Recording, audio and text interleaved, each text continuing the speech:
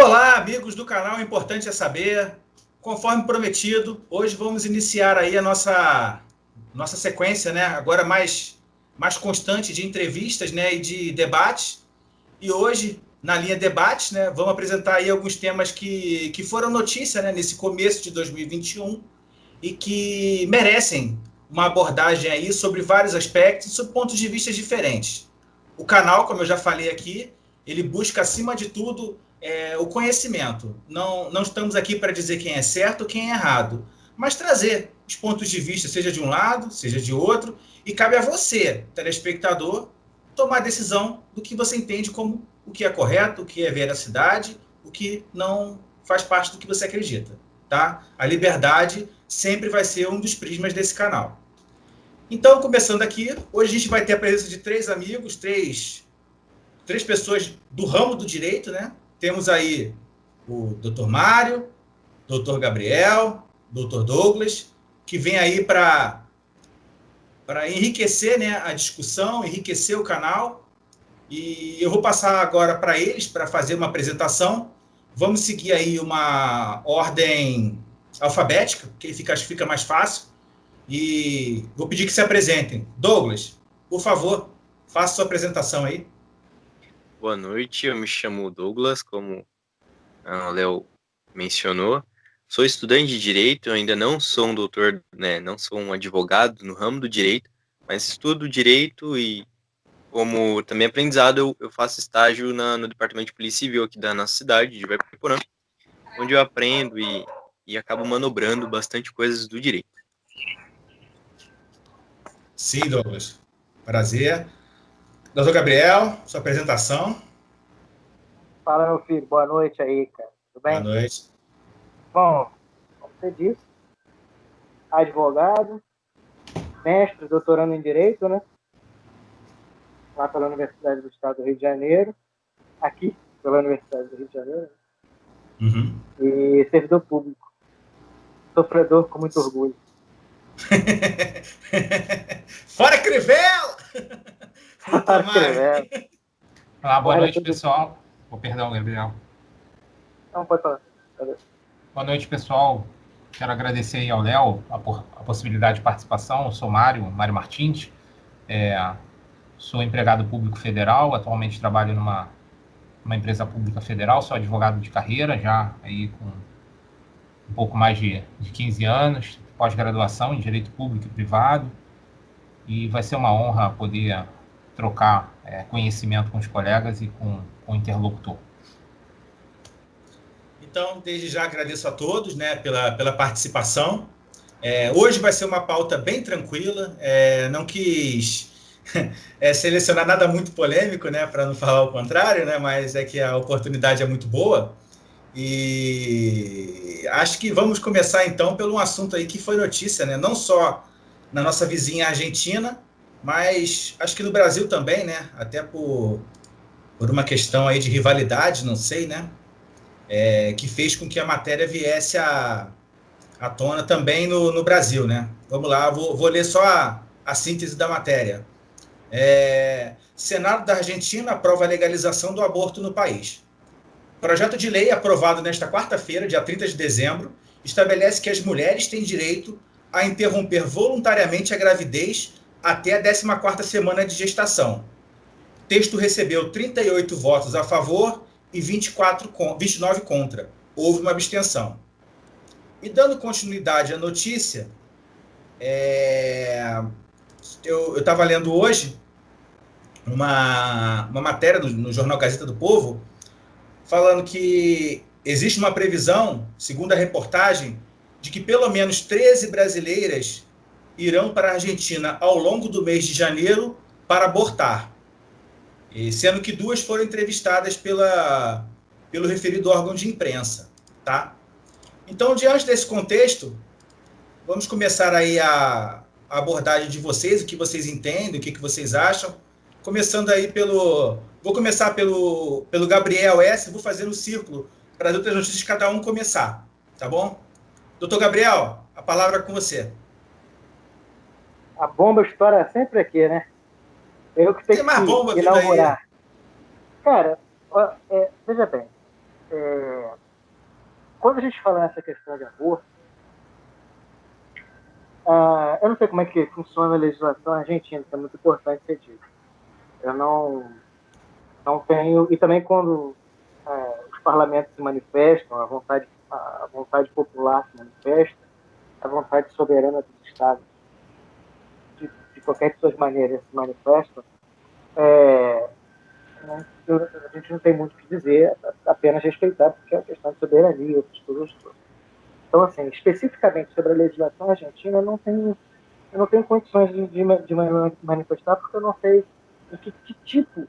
Eu não vi o texto legal aprovado, não sei os efeitos e aonde ele funciona dentro do ordenamento argentino. Né? É importante fazer essa observação. Se eu puder falar alguma coisa sobre aborto, é sobre o tema. Né? E aí, sobre o tema, eu preciso iniciar com bastante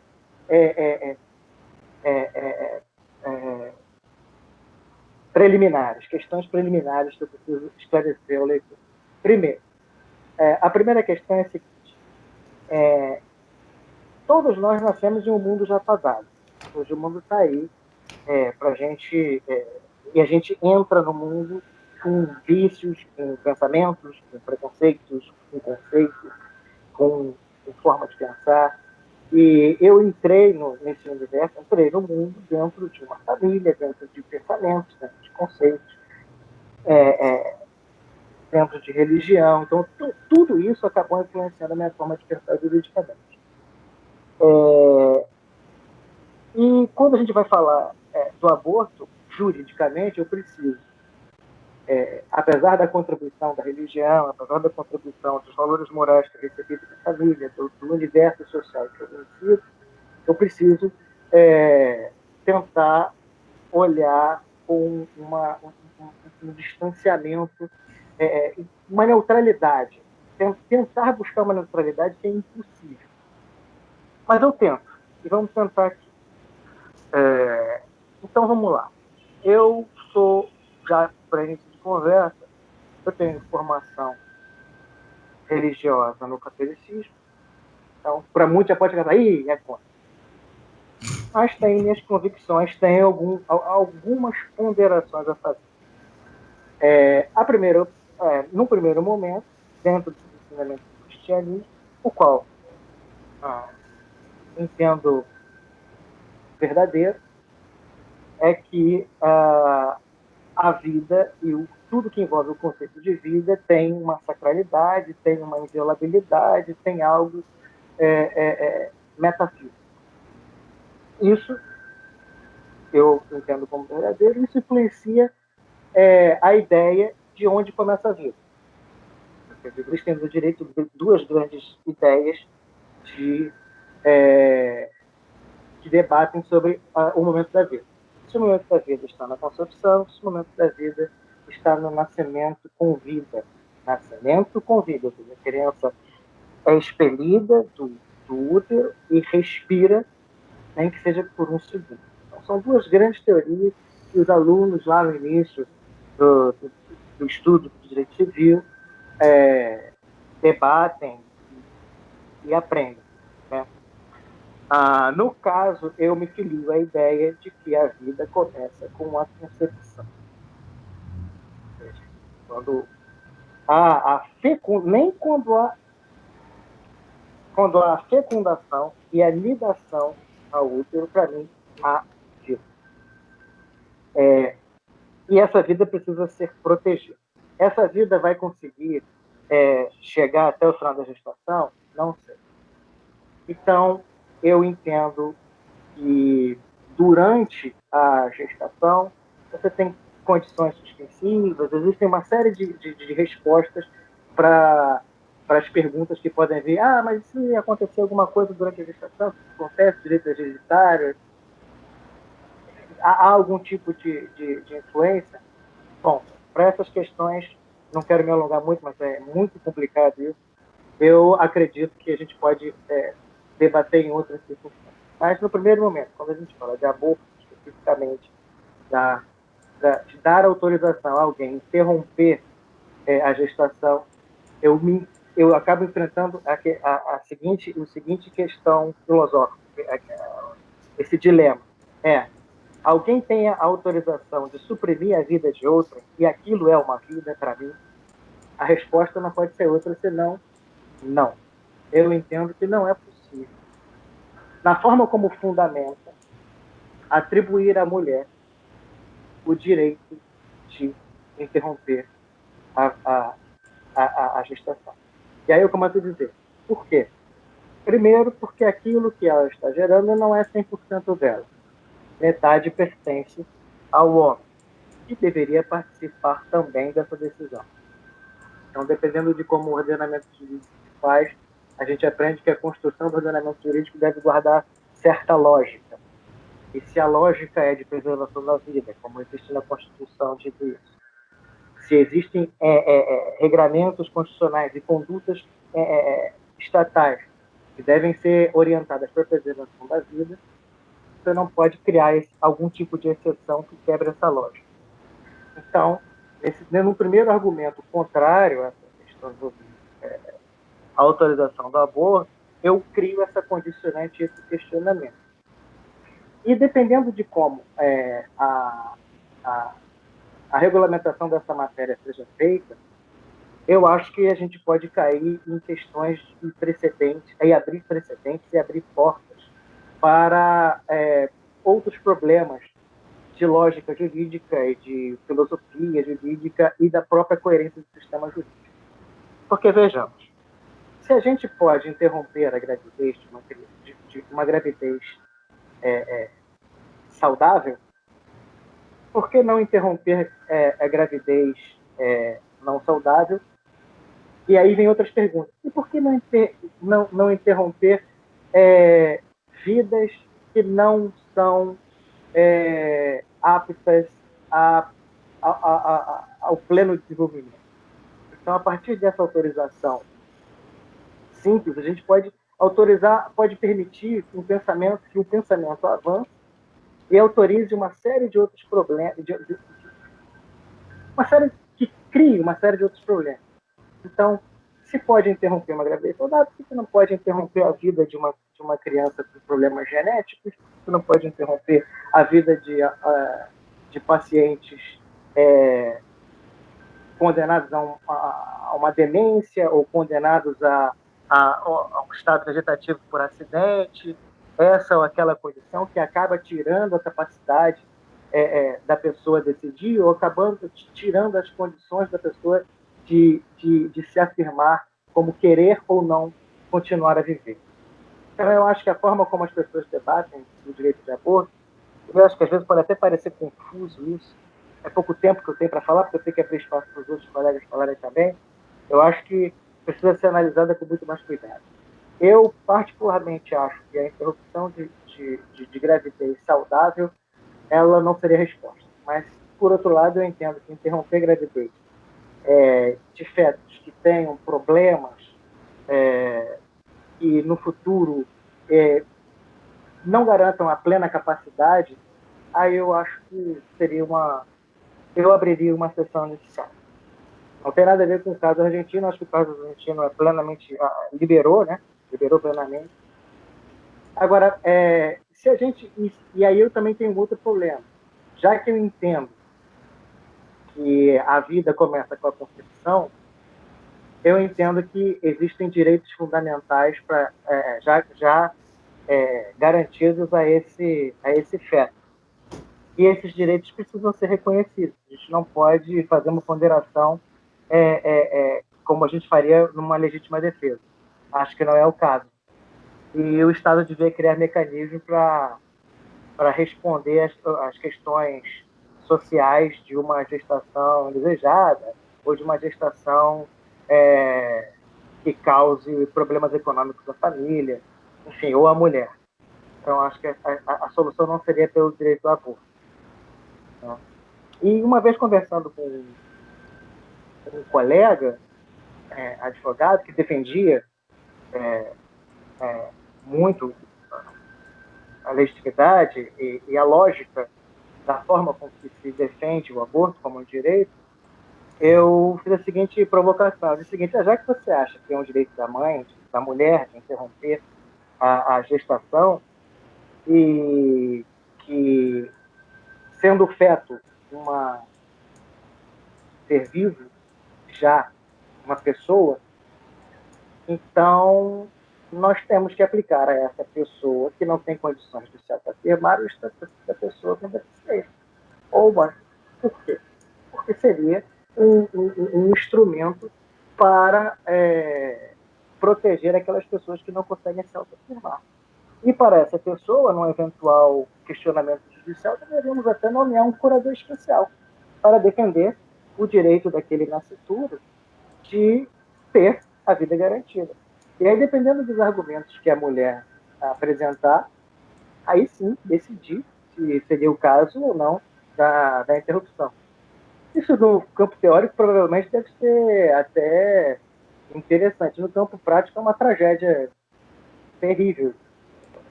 Mas é um tema extremamente confuso e complicado, porque mexe com toda essa construção das pessoas. Cada um pensa de uma forma diferente. E eu penso assim, eu acho que quando a gente trata de uma gravidez fruto de uma irresponsabilidade, de um feto absolutamente normal, que vai ter uma vida plena, por que interromper essa gravidez? Em que ponto a gente estaria realmente fazendo justiça? Eu me faço essa pergunta, portanto, eu tenho muita dúvida e quando se afirma que existe eventual direito da mulher de interromper a gravidez. Eu tenho muita dúvida, porque exatamente entendo que ali é uma terceira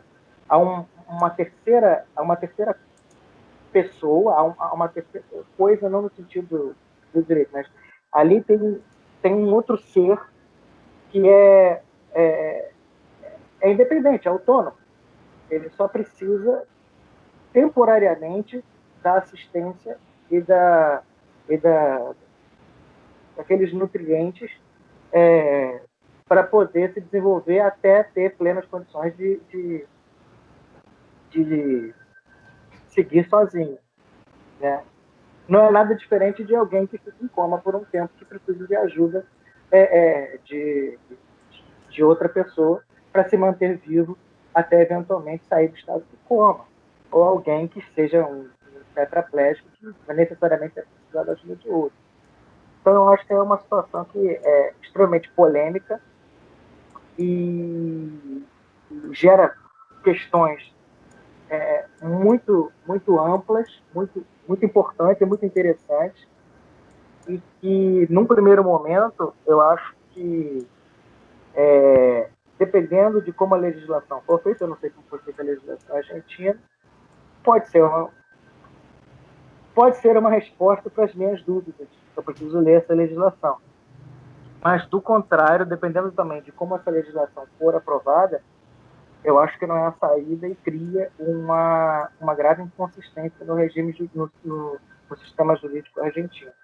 Então, acho que é importante, quando a gente fala da regulamentação, da autorização, eu também não acho que é um direito, eu acho que a autorização e interrupção de gravidez, a gente precisa fundamentar juridicamente, fundamentar eticamente, fundamentar filosoficamente, de tal maneira que essa autorização tenha compatibilidade com toda a relação que o ordenamento jurídico faz com relação ao direito à vida de todos nós. Não sei se foi confuso, todo mundo deve ter sido confuso. Não, entendi perfeitamente. Sim, tranquilo. Eu vou passar a palavra agora para o Mário, só que antes eu só queria complementar com duas coisinhas que eu não falei. Não vai mudar o que você falou, tá? É só dois detalhes da matéria que eu acho que é interessante mencionar aqui para a próxima análise, tá? O projeto aprovado, ele autoriza a interrupção de gravidez até a 14ª semana de gestação. O procedimento deverá ser feito no prazo de até 10 dias do pedido ao Serviço de Saúde Público. tá? E só trazendo uma questão mais ampla da América Latina, nós já temos hoje em dia o aborto liberado no Uruguai, em Cuba, na Guiana Francesa, em Porto Rico. E essa semana eu estava lendo uma notícia que o parlamento chileno vai submeter também a matéria aos seus representantes, ou seja, vai ser pautado nos próximos meses a questão do aborto no Chile, mais um país aqui do Cone Sul, né, que vai se debater sobre essa matéria. Mas assim, a sua exposição foi perfeita, é só mesmo uma questão de ponto de vista, e agora eu vou passar a palavra para o Mário, vamos ver aí o que ele fala para a gente. Vamos lá. Acho que é um tema extremamente polêmico, não existe o certo nem o errado, e acho que dá para analisar sobre diversos ângulos e pontos de vista, né? Então, essa questão quando começa a vida, que o Gabriel muito bem colocou, ela foi discutida na ADI 3510 do Supremo, quando se discutiu a questão das células-tronco e o uso de embriões para fazer experimento. E mais uma outra oportunidade em que o Supremo se debruçou sobre o assunto foi a questão do aborto de feto anencefalo. Eu vou dar uma conotação talvez um pouco menos jurídica e talvez um pouco mais social para a coisa, até para poder não divergir, mas enriquecer o debate, né? Primeiro ponto que eu acho que é interessante a gente colocar, como bem dito pelo Léo, é que a lei argentina aprovou a interrupção voluntária da gravidez até a 14ª semana por 38 votos a 29. Foi um marco histórico? Foi, porque 2 anos antes, a mesma Câmara da Argentina havia negado por uma diferença de votos de 7 votos. Ou seja, é um tema polêmico, não é um tema novo, e a própria Argentina, há 2 anos anteriores, teve negada a autorização do aborto, né? E aí, partindo para um estudo um pouco mais amplo, né, existem algumas premissas aí, olhando e adotando como bem-estar da mulher, né? Então, assim, existe um movimento feminista que primeiro lutou pela realização dos direitos políticos e depois, a segunda etapa, se dá para dizer etapa, pelos direitos reprodutórios, né? Isso vai muito da maturidade cultural, social, política, da sociedade. Enfim, acho que o nosso ordenamento aqui hoje em dia, o nosso código, prevê como crime o aborto, né? E isso está claro para a gente, e a gente respeita muito, mas a gente vai tomar um pouco aqui dos dados feitos pelo Centro de Direitos Reprodutivos, formado por advogados e especialistas ativistas no ramo de direitos reprodutivos, né? Então, assim, totalmente proibido a gente hoje tem em 26 países do mundo, como o Egito, o Iraque, a Nicarágua, as Filipinas, Senegal, Cisjordânia. Nesses países há uma total proibição do aborto, e a gente tem 90 milhões de mulheres em idade reprodutiva que vivem em locais onde a interrupção de gravidez é totalmente proibida. Então, é um quantitativo bem significativo, e nesses locais há uma proibição total de aborto. No Brasil e em outros 38 países, existem 359 milhões de mulheres em idade reprodutiva vivendo em local onde as leis permitem o aborto apenas e quando e somente para salvar a vida da mulher quando ela está em risco. E essas medidas restritivas, como são adotadas em países do Oriente Médio, Irã, Líbano e Síria, da Ásia, como Afeganistão, Indonésia, né? E tem uma terceira hipótese, então, só repisando ali. A gente tem os países que proíbem totalmente, os países que permitem para salvar a vida da mulher, e tem outros 56 países em que o fundamento é totalmente diverso. É para preservar a saúde da mulher. E aí, nesse caso em que o fundamento é a preservação da saúde da mulher, ele é permitido legalmente como justificativa de saúde da mulher. Então, segundo a OMS, esses países permitem o aborto por motivos que deveriam interpretar como saúde, como um estado completo de bem-estar físico e mental e social, e não apenas a ausência de doença e enfermidade, né? Então, é uma outra forma de você olhar e interpretar as legislações do aborto, né? E mais um tópico, e é rico o debate, né? Há legislações de 14 países que permitem o aborto por motivos sociais ou econômicos, que é o caso da Finlândia e na Etiópia, né? Então, para essas legislações, fatores sociais, motivos econômicos ou sociais, eles justificam a interrupção da gravidez. E acho que, por fim, né, a gente tem outros 67 países em que o direito ao aborto é permitido a partir da solicitação da gestante. Me parece, à primeira vista, que é o caso da Argentina. A grande maioria deles permite a interrupção da gravidez até 12 semanas de gestação, como é o caso da Dinamarca, Irlanda, Noruega, Rússia. E já países como os Estados Unidos e Austrália, a legislação que regula a interrupção da gravidez é definida pelos estados. Então, se olha aí, traçando um mapa mundial, em que você tem diferentes legislações que a gente vai do extremo à total proibição à total liberdade ou relativa liberdade por solicitação da mulher, passando por motivos sociais e econômicos e pela defesa de preservação de saúde da mulher. O Brasil optou pelo caso em preservar a saúde da mulher. Vou abordar pelo lado da questão de saúde, saindo um pouco da questão religiosa.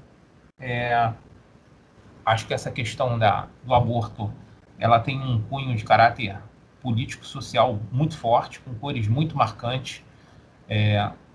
Particularmente, a gente tem notícias com um certo costume, com uma certa interação de jovens ou de mulheres que foram para clínicas clandestinas de aborto e acabaram perdendo a sua vida. Eu acho que isso tem que ser encarado por múltiplos fatores, e eu vou aqui defender a questão a questão da saúde, né, da questão de saúde pública, e acho que a legislação tem que, talvez sim, permitir o aborto em algumas hipóteses. Acho que não pode ser em rol fechado, acho que tem que ser analisado cada caso a caso. Eu vou defender aqui uma hipótese um pouco diversa da do Gabriel. Eu acho que em algumas situações sim seria justificado, não só para defender a saúde da mulher, mas até em caráter econômico mesmo. Econômico, social, para atender a autonomia do corpo, né? Então, assim, se a gente defende, e aí é um ponto de vista muito respeitoso, a dignidade da pessoa humana para preservação do feto, a gente deveria defender também a dignidade da pessoa humana para preservação da própria liberdade reprodutiva da mulher. Afinal de contas, né, ela pode ter gerado por N fatores, pode ter sido um evento traumático, pode ter sido não querida a gestação, digamos assim, pode implicar em saúde, pode acontecer igual no Brasil, às vezes, o efeito de um ato ilícito, uma prática de estupro, por exemplo, em que é permitido, né?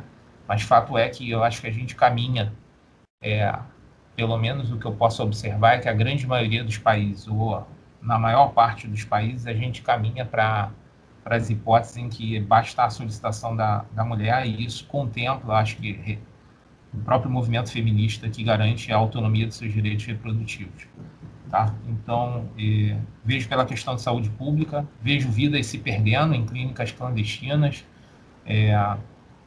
e acho que talvez seja a hora de começar a se amadurecer um debate um pouco mais aprofundado, como foi feito na Argentina ou como foi feito no Chile, e se veja isso com números e o impacto que isso pode gerar econômico e social, e inclusive para a vida das famílias.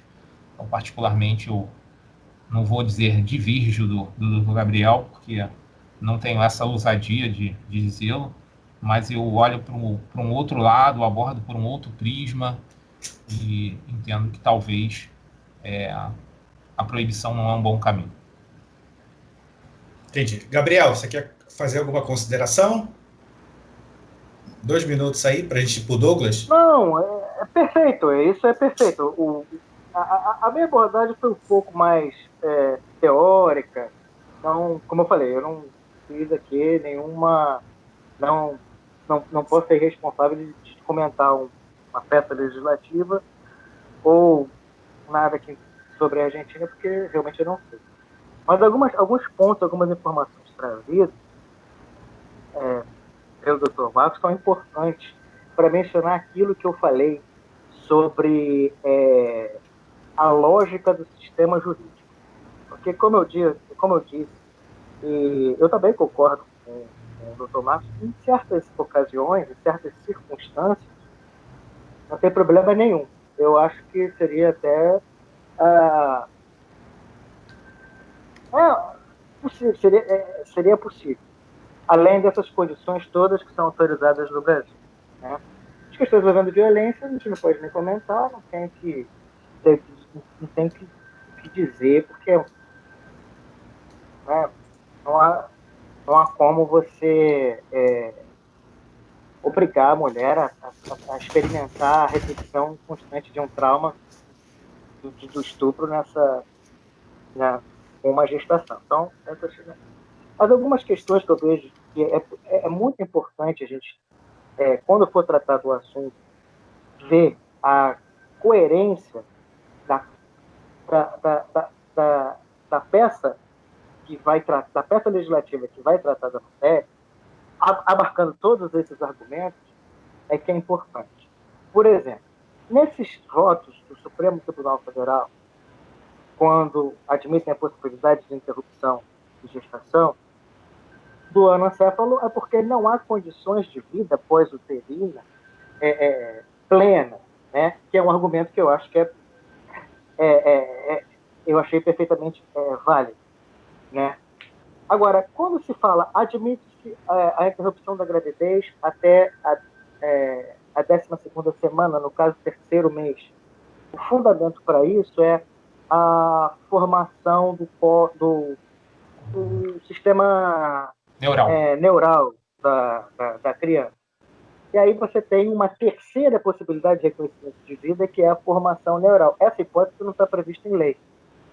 Cria-se uma terceira teoria sobre o que é vida, onde está a vida, ou onde está, que não está na lei. É uma nova argumentação, o avanço da ciência geralmente é mais rápido do que os debates políticos, teóricos, filosóficos, mas fica muito no arbítrio casuístico, simplesmente dizer, 12ª semana, códon neural, é isso. E aí é o que eu digo, temos que ter uma coerência e uma lógica no sistema jurídico. Porque se a gente admite que a vida está intimamente ligada com as faculdades neurológicas, ou seja, a aptidão, o cérebro desenvolvido, funcional, a gente pode permitir, com praticamente os mesmos fundamentos, a não investir mais em pacientes em determinadas condições em que neurologicamente não há mais o que fazer. Como pacientes de grandes acidentes vasculares cerebrais, traumas encefálicos ou até mesmo demências, as demências em todos os aspectos. Isso me fez muita curiosidade, porque analisando a experiência pessoal que tive com demência, minha avó que já faleceu, eu fiquei nesse dilema. Será que vale a pena continuar alimentando uma vida que se perdeu no vazio da própria mente? E, ao mesmo tempo que refletia sobre essa possibilidade de tentar interromper, eu acabava me respondendo na seguinte maneira: essa pessoa que hoje está totalmente alienada, que não reconhece ninguém, que não sabe se sente dor, se sente o quê, ela foi alguma coisa, ela representa alguma coisa. Enquanto viveu no passado, ela tem algum significado. E eu acho que isso deve fazer parte também da equação. E aí voltei à dúvida novamente, voltei às questões lá para a interrupção, no início, no meio ou no fim. Então, essa é a minha grande dificuldade. Entendi. Não, beleza, é um ponto de vista, a gente vê que não é um tema pacífico, foi o que o Mário falou. A gente teve 2 votações na Argentina, a primeira foi negando, a segunda foi favorecendo, né? Ou seja, é algo que está em constante evolução, em constante mudança. Nada impede também que daqui a alguns anos venha uma outra legislação que volte a proibir, ou seja, é um tema muito dinâmico que evolui, né, conforme a nossa sociedade. Douglas, sua participação... Oi, Mário. Permite só um comentário, Léo? Sim, é dinâmico, e foi em 2 anos essa virada na Argentina, né? E o tema é tão polêmico, e eu acho que o canal é bem propício para isso. A gente teve uma decisão emblemática do Superior Tribunal de Justiça, que eu estava olhando aqui, em que a Associação Pró-Vida de Anápolis ela foi condenada a pagar 60 mil em indenização por impedir uma mulher de realizar o procedimento de interrupção da gravidez. Um padre ajuizou uma ação buscando tutela estatal para impedir a interrupção da gravidez, né? E aí a criança tinha uma síndrome de body stalk, né? E o Superior Tribunal de Justiça disse que ele, ao fazer desta forma, agrediu os direitos inatos da mãe e do pai de interromper legalmente a gestação e condenou ele ao pagamento de danos morais, né? Então, assim, por aí a gente vê que a situação realmente a legislação é realmente polêmica, o assunto é muito instigante e não existe nem o certo nem o errado, são apenas pontos de vista distintos. Exatamente. Douglas, desempata a questão aí. Então, gente, eu tô meio que num... Sou seu amigo, né? Sou seu amigo, né? Isso aí. Cara, assim, eu trago a minha visão, né, assim, a respeito das coisas que eu vejo ao meu redor mesmo, e até mesmo dentro da minha família, eu vejo isso. A questão do aborto é uma questão que, como vocês mencionaram, é uma coisa de muita polêmica, né? No início do curso de Direito, eu não sei se vocês tiveram essa matéria, mas eu tive o prazer de ter, é uma matéria muito legal, que a gente chama de LIP, Leitura e Interpretação de Textos. É o português claro. E, tipo, é muito legal. E a minha professora, ela era mãe solteira, né, adotou 2 crianças, e a visão dela era a seguinte, e eu adotei, vendo ela, eu adotei isso para mim. Que assim, como que você vai impedir uma mãe, né, digamos assim, que engravidou e não ter o desejo de ter um filho? Eu acho que é mais uma coisa muito pessoal, vai de qual para qual. Eu, em particular, eu acho que tem que ter o aborto dentro de um Estado democrático de direito. Isso em visão Brasil. Claro que a gente está falando em mundo, mas visão Brasil. Eu acho que tem que haver, sim, essa opção de não quero. Não quer? Beleza, vamos buscar os trâmites legais, você não vai ter, né? Eu sou bem raso, assim, nessa questão de opiniões, porque definitivamente é igual eu citei com o Léo antes da gente entrar na transmissão, eu apenas vivo. Eu tô aí para aprender dia após dia e entender que a nossa vida é uma democracia, a nossa própria vida é uma democracia. Buscar ser flexível com o próximo, entender que as necessidades elas estão aí e precisam para acontecer. O doutor aqui, esqueci o nome dele, me desculpa, o doutor de óculos aqui, de roupa clara, não tem como falar, o de bigodinho. Mário. Doutor Mário. Ele citou pra gente que é uma questão também social, política, financeira também, né? É igual famílias, existem famílias, né, que não têm condições de dar continuidade e há necessidade em cometer o aborto, né, ter que ter o aborto. Infelizmente, às vezes o Estado ele barra isso na família e acaba criando, vamos dizer aí, um marginal, alguma coisa nesse sentido. Tudo também envolve o social, né? Teve também aquela questão da criancinha de 10 anos em Minas, que foi estuprada pelo avô, pelo tio, e, assim, eu costumo dizer graças a Deus, cara, até, os outros podem achar até que eu tô sendo blasfemando, né?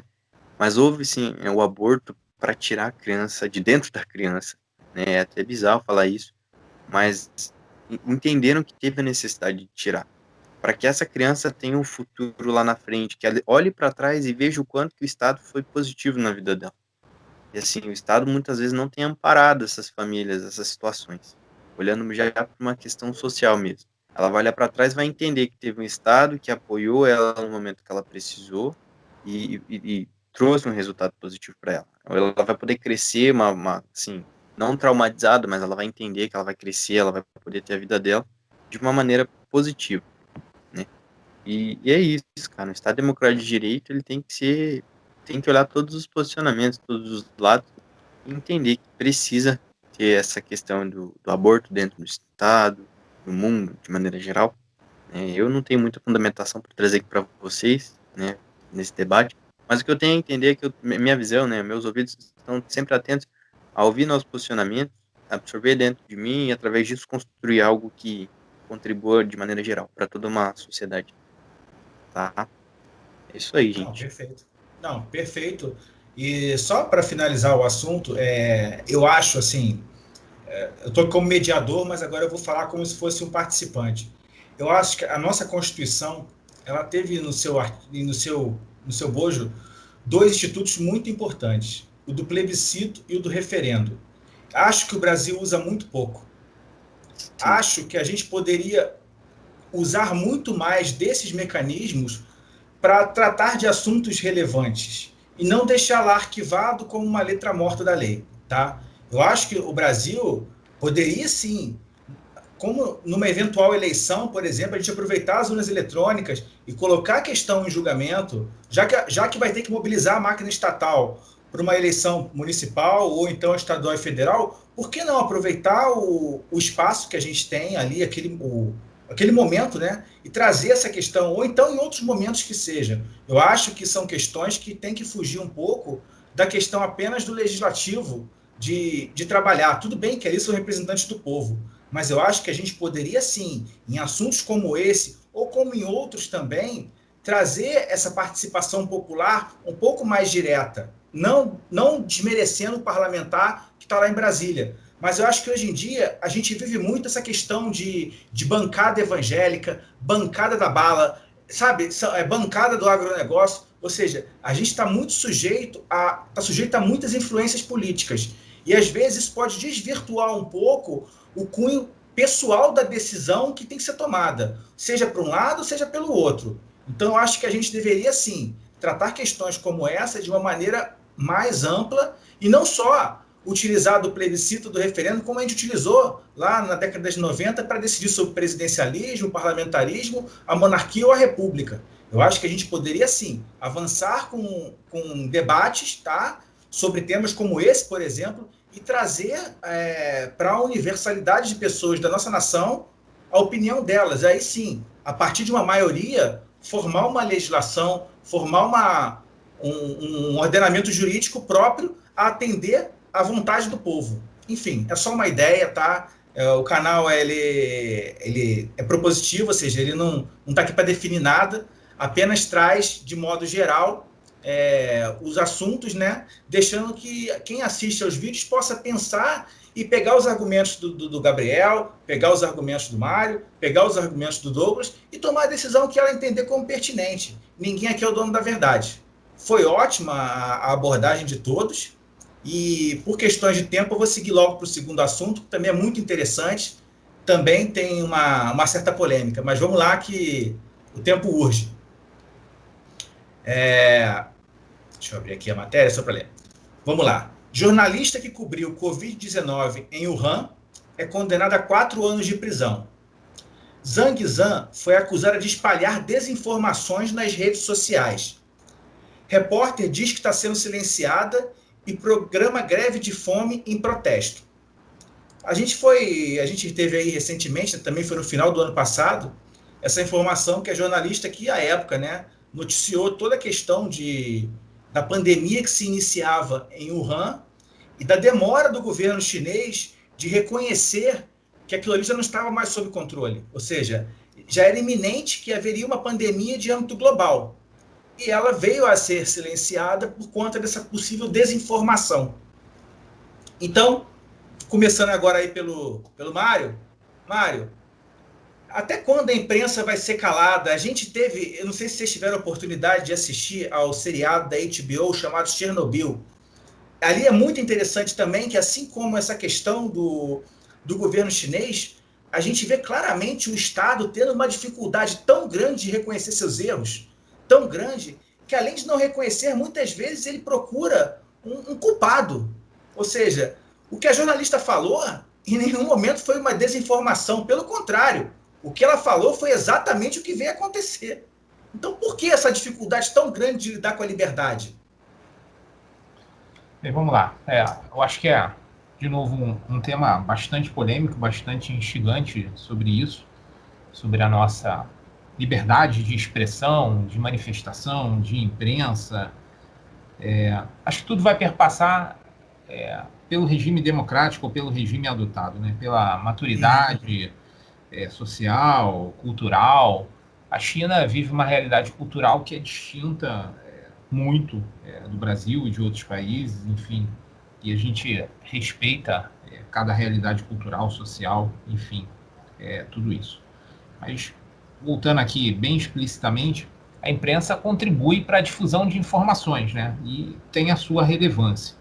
Obviamente, uma imprensa livre permite que as pessoas tomem conhecimento, tenham ações. Uma imprensa livre ajuda no controle da transparência, no fortalecimento das instituições democráticas, ou no fortalecimento até da própria sociedade, né? A gente tem a formação de opinião sobre isso. E aí me preocupa também um pouco, eu acho que a informação tem que ter responsabilidade conjugada com a liberdade. Mas a gente, infelizmente, também vê episódios muito abusivos, né? E aí eu vou retomar alguns, pelo menos um me veio muito emblemático na memória, que foi o caso da Escola Base de São Paulo, em que você teve ali uma situação de uma narrativa e de uma reportagem em que se estava colocando como acusados os donos de uma escola, e 10 anos depois, e aí, quando o processo foi julgado, se viu que aquilo não era bem a verdade. E aí vidas foram destruídas, histórias foram marcadas, enfim.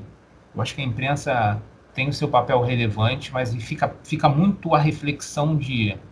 a gente está vivendo um momento de notícias muito contraditórias. O que tem por trás daquela notícia, qual é a ideologia, o que ela quer passar. Então, eu acho que está faltando, na minha opinião, talvez uma regulação estatal um pouco mais clara em relação a isso. Ou, se não está faltando uma regulação estatal, pelo menos fixar alguns determinados lindes máximos de atuação, né? Então, assim, uma notícia que tenha credibilidade, que traga informação, ela é positiva e se defende isso como fortalecimento de instituições. Agora, aquela notícia que é deturpada, ou que quer fazer formadores de opinião, ou que quer direcionar o pensamento de A, de B ou de C, ela talvez não seja perniciosa e tenha que ter algum tipo de reprimenda. A gente tem assistido isso em múltiplos países, acho que isso está sendo um fenômeno globalizado. Acho que há os extremos, né? E aí, de novo, a gente vai esbarrar naquele lado cultural. É cultural lá da China que se tenha isso. Não, pelo menos para o Mário aqui, enquanto advogado e cabeça bem tranquila, não cabe julgar se é certo ou errado, né? Mas eu acho que, por exemplo, esse tipo de comportamento não teria espaço no Brasil, por outras condições, e pelo menos no atual cenário político-social que a gente vive aqui.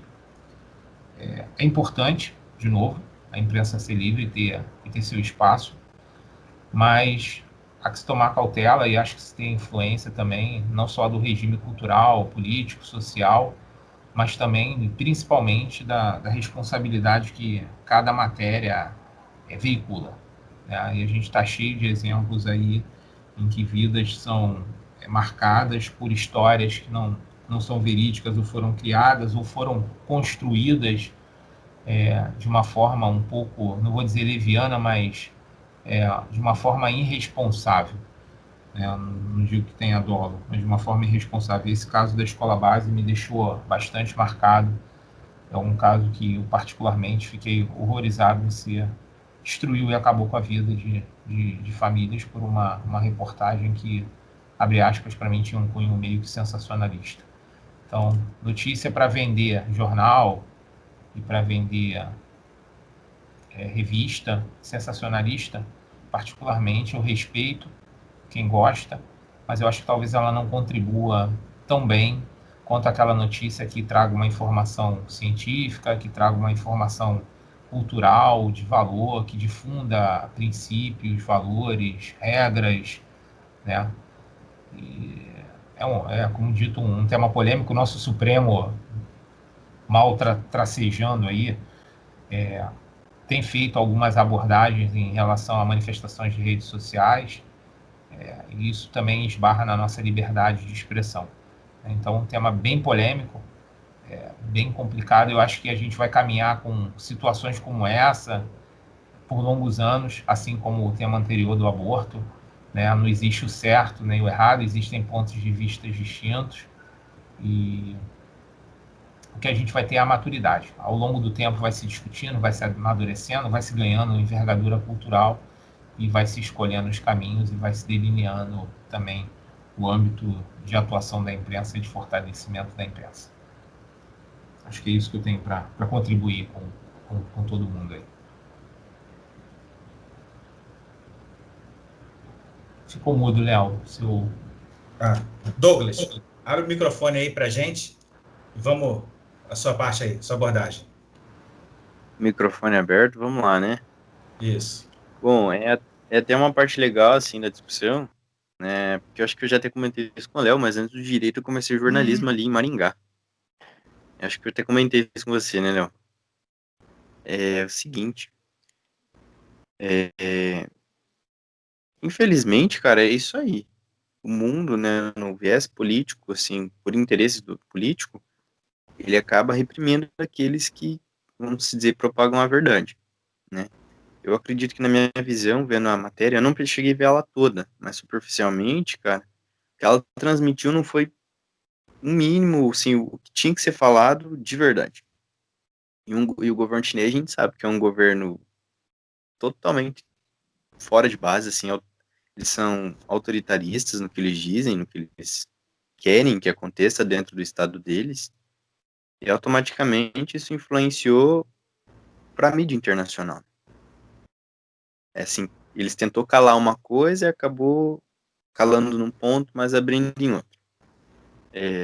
O jornalismo, né, a matéria, com todas as especializações dela, que nós discutimos aquela hora, com todo o conteúdo que ela levou, com toda a informação que ela teve e transmitiu para as pessoas, ela ainda acabou sofrendo essa vergonha que o Estado fez ela passar, né? E a gente também pode estar observando isso no Brasil, hoje em dia, as mídias, assim, de maneira geral, elas falam o que elas querem falar. Nunca falam o que é para ser falado, o que tem que ser falado. Não sei um exemplo, assim, que a gente pode dizer claro do que é essa questão na visão política, assim, para o Brasil, que tem contribuído no Brasil, mas no Brasil, basicamente, é isso. A mídia fala o que ela vai falar, mas através de viés, o quê? Viés financeiro, viés político. É nítido que temos umas emissoras no Brasil que elas têm alguns posicionamentos, que uma vai de um lado, as outras vão de outro, e é tudo viés, não chega a ser às vezes viés político, mas sim dinheiro, né? O viés é o dinheiro. E a maioria, assim, acaba se tornando sensacionalista em algumas coisas que dizem. Nunca é claro com o que tem que ser. Se você pegar hoje em dia um pobre e colocar ele numa posição de que está fazendo o trabalho dele, correndo atrás dali, às vezes a mídia não vai mostrar da maneira que tem que ser mostrada. Ou ela vai tentar obscurecer, trazer algo negativo, ou de fato vai pôr o que é positivo em cima daquilo, né? O que me deixou um pouco triste de não ter continuado com o jornalismo, né? Porque no Brasil a gente não precisa da formação para ser um jornalista. E outro lado que é positivo, é o fruto de que nós temos vivido e visto no Brasil. Poder, aos poucos, a gente poder se expressar em dizer o que tem que ser dito, né? Brasil, eu falo isso, mas no Brasil, assim, vivendo no Brasil, a gente tem notado isso, que a maioria das coisas, elas têm se transparecido, tem ficado mais claro, a gente tem podido, a mídia também tem contribuído para isso, em saber discutir, entender o que tem acontecido e ver o que é de verdade, né? Uma coisa é, por exemplo, o Bolsonaro fez isso, tá? Vamos ver o que ele fez. Aí outras fontes dizem isso, outras dizem isso, e assim por vice-versa, né? E ao mesmo tempo que se torna positivo, também dá um pouco de medo, que se propaga às vezes mentiras e às vezes verdades, e fica nesse jogo, né? Mas é isso, cara. A mídia em si, o jornalismo, né, em tese, ele tá aí para propagar isso, a verdade, e sempre deve ser preservado a liberdade de expressão. O profissional do jornalismo, ele vai falar e ele tem que falar com propriedades aquilo que ele está dizendo, né? Sim. E sim, não tem muito o que dizer a respeito dessas situações todas que a gente tem vivido. Tá? Sim, sim. A nossa abordagem foi ótima, já deu uma ideia até do jornalista, ou seja, uma visão mais até jornalista do que do advogado, do estagiário, do manipulador do direito. Interessante esse ponto de vista. E uma fala muito legal de uma amiga minha, daqui de Vapora mesmo, ela é formada em jornalismo e direito também. porém ela atua apenas no jornalismo como amor. Ela ama atuar no jornalismo.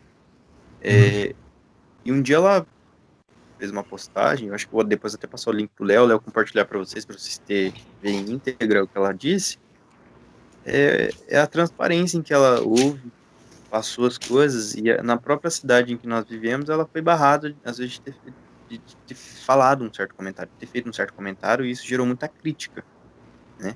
E eu vi que o posicionamento dela foi muito transparente, trouxe condizência com o que estava acontecendo, mesmo assim, muitas pessoas, elas ficaram um pouco revoltadas com o posicionamento dela, né? E isso foram pessoas, assim, aleatórias, não foram pessoas nem da cúpula política em que vivemos, né? Seja ela municipal, Entendi. estadual, federal e por aí em diante. Tá bom? Entendi. Beleza. Gabriel, suas palavras aí para a gente encerrar esse tema aí. Se você puder ser um pouquinho breve, Opa. porque o tempo está passando, e dá seu ponto de vista aí. Eu sei. Serei breve. A questão é a seguinte. A reportagem fala da censura que uma jornalista recebeu por ter falado a verdade. Né? E uma vez eu estava conversando com um amigo islâmico e ele disse assim para mim: Gabriel, o conceito de democracia é estranho ao Islã. Ou seja, a democracia não é um conceito que é interessante ou é habitual para o nosso modo de pensar. Eu acho que a mesma coisa acontece na China, né? Não só pelo período que ela está experimentando no regime comunista, até porque uma vez perguntaram, eu acho que é o Deng Xiaoping, o que ele achava da Revolução Francesa, aí ele disse assim, não dá para dizer, porque é muito pouco tempo para eu poder dizer, porque a China é milenar. Então, assim, talvez as fórmulas que funcionam para a China, esse controle, esses conceitos que para nós são caros, os conceitos iluministas, né, iluministas, ocidentais, e também ocidentais, eu também estava num almoço com professores europeus, eles dizem assim, olha, o Ocidente é só Europa, tá? Vocês são América Latina. Uma coisa totalmente diferente, não é o Ocidente não, tá? Fica no seu cantinho aí, porque vocês não podem achar que já estão fazendo parte do grupo. Não. Então, até para o Ocidente, nós somos estranhos. Então, o que eu acho que é importante é que eu não acho que a imprensa precise de nenhum tipo de regulação. Eu acho que a liberdade de imprensa só se consegue com mais liberdade e total liberdade. Eu acho que todas as experiências que a gente teve no Brasil de controle, assim, no século XX, foi o DIP, na era Vargas, Estado o Novo. DOP e o CNI. Quer dizer, e todos esses órgãos de controle, eles se transformaram naquilo que a gente está criticando na China, em órgãos de censura. Então, eu acho que a liberdade deve ser plena e absoluta no âmbito da imprensa, inclusive acabar com a ideia de concessão. O Estado não tem que se meter com a questão de concessão. Quem tiver condições de transmitir a sua programação, você pode solicitar um espaço que envolva efetivamente ondas, né? Mas não pode ser indeferido, não pode ser condicionado, né? Deve ser automaticamente autorizado, abre uma esfera de onda, né? Um sinal de onda, e você já vai transmitindo a sua com a única condição, você não pode cometer crime. Né? Você não pode cometer crime, você não pode incitar crime, não pode violar o ordenamento que já eu entendo que no caso de propagação de informação verdadeira ou falsa, suficientemente contém as limitações. E a gente também tem que confiar um pouco na capacidade do cidadão de saber, investigar também, de ter curiosidade de saber se ele está lendo verdade ou mentira.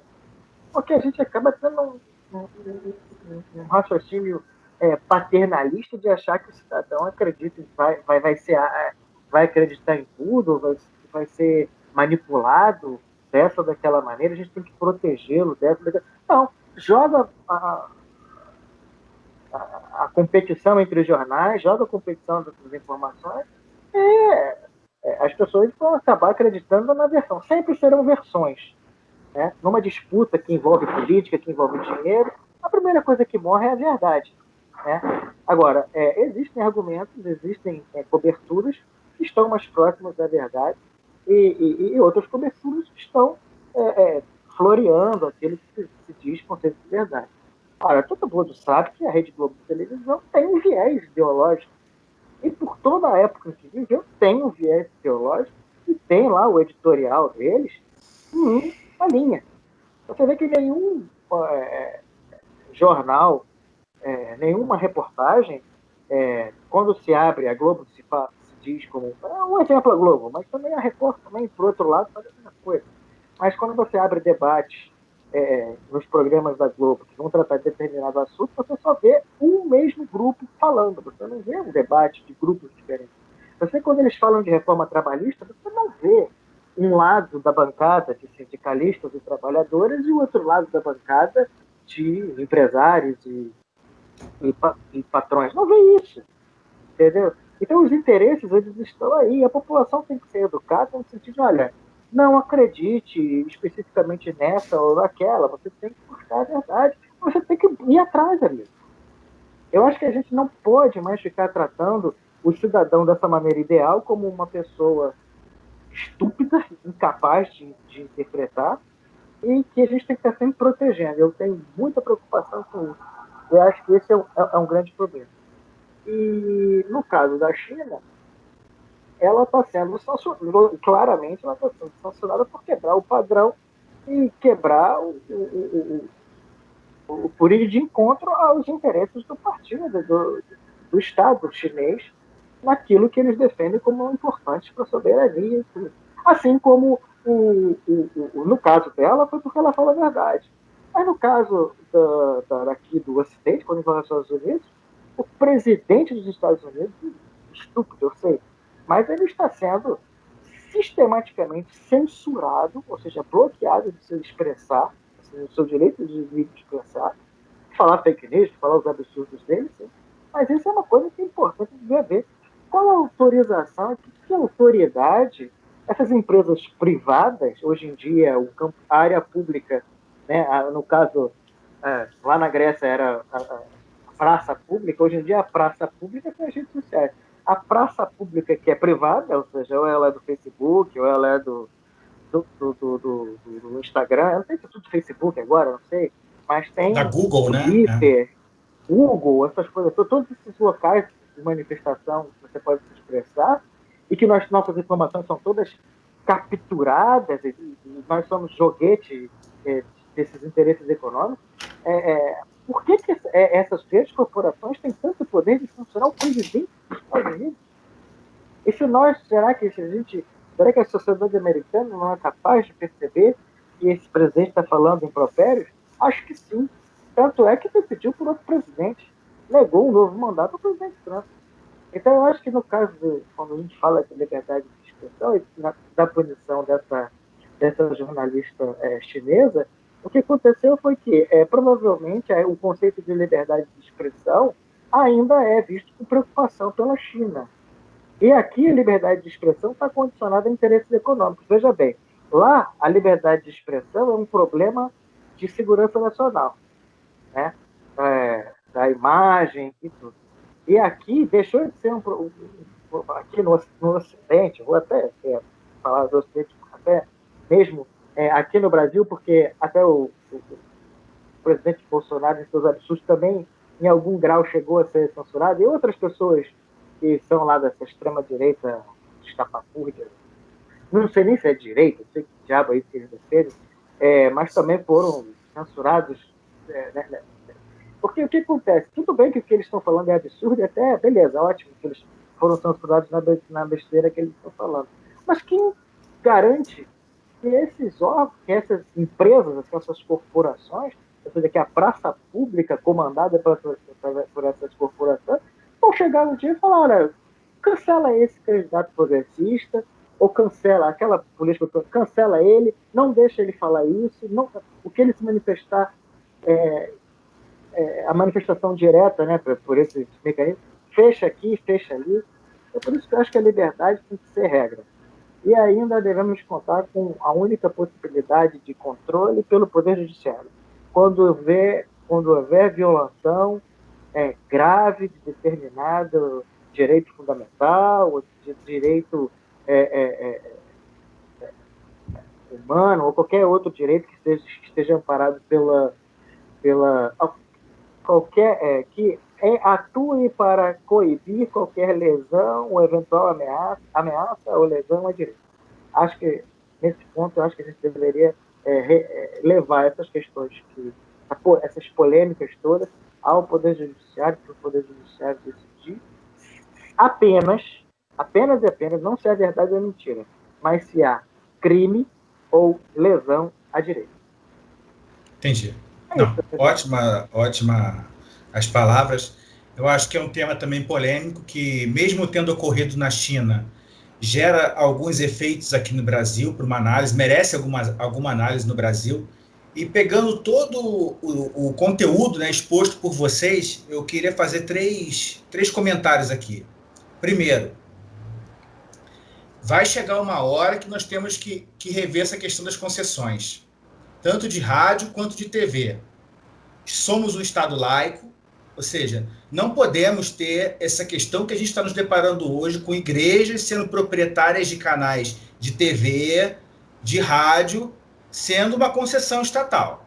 A partir do momento que resolvermos mudar para uma concessão, uma iniciativa privada, em que basta ele comprovar que tem condições de transmitir, tudo bem. Mas sendo uma concessão estatal, como é hoje, permitida por um Estado laico, eu acho que essas concessões têm que ser revistas, tanto de rádio quanto de TV, uma opinião minha. Segundo, concordo com o que vocês falaram dos editoriais, acho que as emissoras elas têm sim um caráter político, partidário, muito claro, seja a Globo, seja a Bandeirantes, seja o SBT, seja a Rede TV, nas rádios a mesma coisa, ou seja, cada um vai sempre seguir o seu caminho.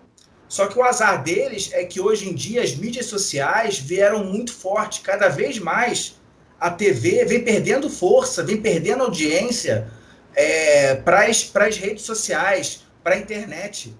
Ou seja, muitas dessas emissoras estão quebradas e só sobrevivem hoje em dia por dinheiro público de propaganda. O conceito mudou, a ideia mudou. Então, assim, nos deparamos claramente com isso hoje em dia. Empresas sobrevivendo, de comunicação sobrevivendo única e exclusivamente por verba pública, de publicidade, mais nada. A internet veio para ficar, e se esses organismos de imprensa não se adaptarem a essa nova realidade, a tendência deles é o fracasso e a falência, porque o mundo está mudando. Talvez não seja para essa geração, mas para daqui a 1 ou 2 ou 3 gerações, fatalmente teremos isso. E, por fim, eu uma vez me deparei com uma frase que me marcou, e eu queria encerrar esse tema com essa frase. Eu li uma vez, já não me lembro aonde, porque já tem muito tempo, tem mais de 10 anos, uma notícia, um texto que falava o seguinte: o século XXI não é mais o século do conhecimento. O século XXI, ao contrário do século XX, é o século da informação. Então a gente tem que ter muito cuidado com a informação, porque hoje ela acaba se sobrepondo em muitos aspectos ao conhecimento. Não estou falando se é certo ou errado, mas é uma realidade que a gente tem nos deparado aí.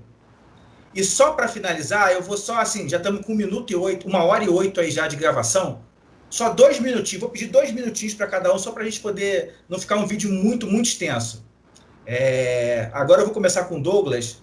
Essa semana a gente teve, nem estava na pauta, tá, gente? É dinâmico, aconteceu essa semana e a gente acaba se surpreendendo e botando aqui mesmo, vai voltar no próximo momento, até porque eu acho que vai ter desdobramentos, tá? Não foi uma coisa singular, mas nos deparamos essa semana aí com a invasão do Capitólio nos Estados Unidos, né, por militantes do Partido Republicano, apoiados pelo presidente Trump, né, para contestar novamente o resultado das eleições americanas. Nos deparamos recentemente com o Trump tentando mudar o resultado na Geórgia, não conseguiu. Até os próprios republicanos da Geórgia falaram que não é possível, porque não teve fraude, eles não podem dizer algo que não aconteceu. E a minha preocupação, o que aconteceu nos Estados Unidos, Douglas, pode acontecer no Brasil ano que vem? O que você acha? 2 minutinhos aí só para a gente ir. E após a sua manifestação, já se despede aí para a gente, para encerrar. Beleza, então. Olha, a respeito da situação que aconteceu lá, sim, no Brasil pode acontecer. É inerente que isso não aconteça. Não tem como não acontecer, tendo em vista o governo que nós temos, né? Respeitando todo mundo, todas as ideologias, os segmentos que cada um tem, mas pode acontecer sim no Brasil isso na próxima eleição. E é uma coisa que para mim, em particular, preocupa bastante. Não sei para vocês, mas pode acontecer sim. Ok, Douglas. Mário? Foi um fato bem marcante, né? Eu acho que ele teve a reação dos principais líderes mundiais aí. Foi considerado um ato atentatório à democracia e às instituições. De fato, é um fato histórico, considerando, então, até pelo próprio país destinatário que aconteceu. É um fato que realmente vai ficar marcado na história. Se isso pode acontecer no Brasil, eu vou te dizer um pouco mais do que isso.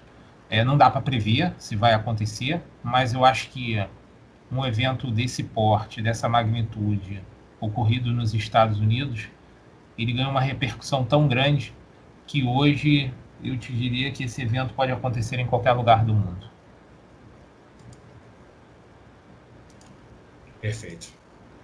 Gabriel? Eu só direi uma coisa. Estou falando aqui? Está ouvindo? Estou ouvindo perfeitamente. Essas fake news. Fake news. Isso para mim foi uma grande pantomima, uma grande palhaçada, uma grande encenação, uma coisa ridícula. Transformou esse presidente, o Trump transformou os Estados Unidos num país de banana, república de banana, rebaixou os Estados Unidos. Agora, acho que isso não acontece no ano que vem. Aqui no Brasil, não acontece. Porque lá não tem a PM que aqui tem. Aqui o pessoal vai largar barra, borracha, cacetete, direitos humanos, aquele diálogo, né? Vai ser diálogo e direitos humanos na canela dessa galera aí. E outra coisa, esse pessoalzinho de Bolsonaro, é tudo leite com pera. O pessoal não é hardcore, não. Isso precisa de muitos anos de borrachada e cacetete longo para fazer um negócio desse aqui no Brasil. Ano que vem vai todo mundo tomar drink, vai protestar no Twitter.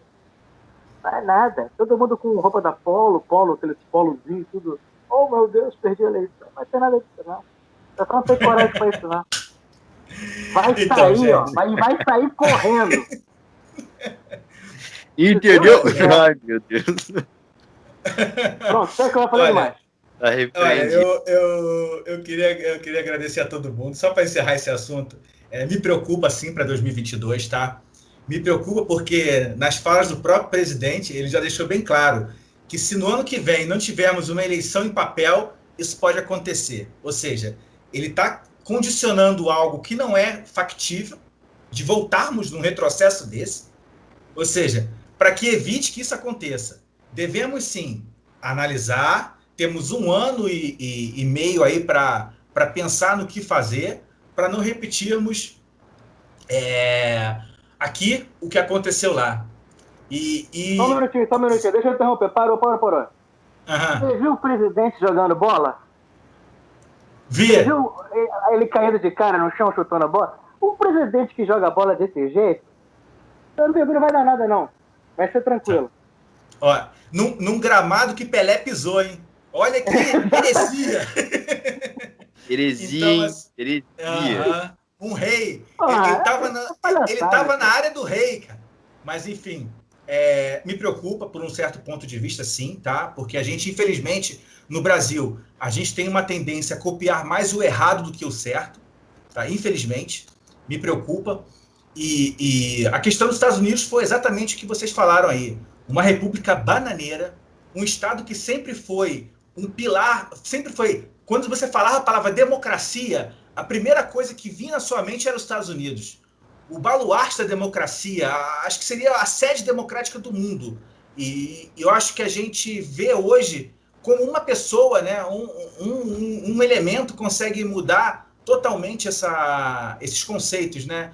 E eu fico pensando e analisando aqui o que o Abraham Lincoln, esse sim, um verdadeiro republicano, estaria pensando nesse momento em seu túmulo ao ver o Trump falar e fazer. Acho que ele está se revirando lá. Se Lincoln deve estar revirando, desesperado, querendo voltar, que ele fala, não é possível, deixei alguma coisa de bom lá, não é possível. Pena que o Lincoln não pode mais voltar. Então, gente, com essas palavras aí, eu vou... Quer falar, Douglas? 3 segundos.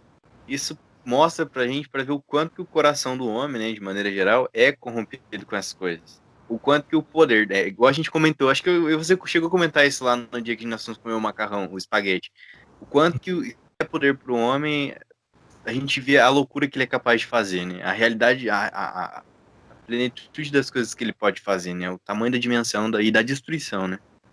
Sim, sim. E assim, vindo do Trump, também não é nenhuma novidade. Eu recomendo a todos que estão assistindo ao canal aqui, que puderem assistir a série Olhos que Condenam, tá? É uma série baseada em fatos reais, tá? Que conta a história de uma condenação de negros nos Estados Unidos de maneira indevida.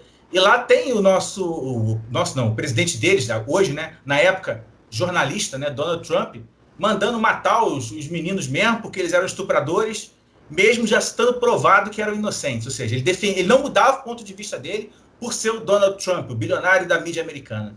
Enfim, é com isso, gente, que eu agradeço a todo mundo aqui que participou. Foi um debate maravilhoso, outros virão. Assim, os temas são amplos, são dinâmicos. Eu queria agradecer a todos. Falar que terça-feira eu já tenho uma entrevista agendada com uma pessoa muito interessante que vai falar sobre empreender na pandemia, ou seja, uma pessoa que largou uma carreira já de anos, resolveu fazer aquilo que gostava, mesmo diante de uma pandemia. Ela vai contar dos desafios, do que ela conseguiu, do que ela não conseguiu, como ela conseguiu, e hoje é uma pessoa de sucesso, e acho que vai ser uma entrevista muito interessante. E também no final de semana estamos agendando uma outra entrevista aí com uma doutora da UFRJ que vai tratar especificamente de feminicídio.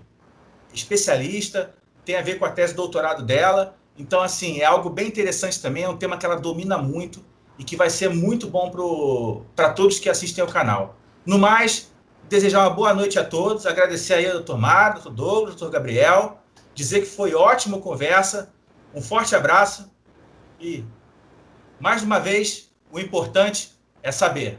Tchau, gente. Tchau. Tchau, um abraço a todos. Abraço, tchau.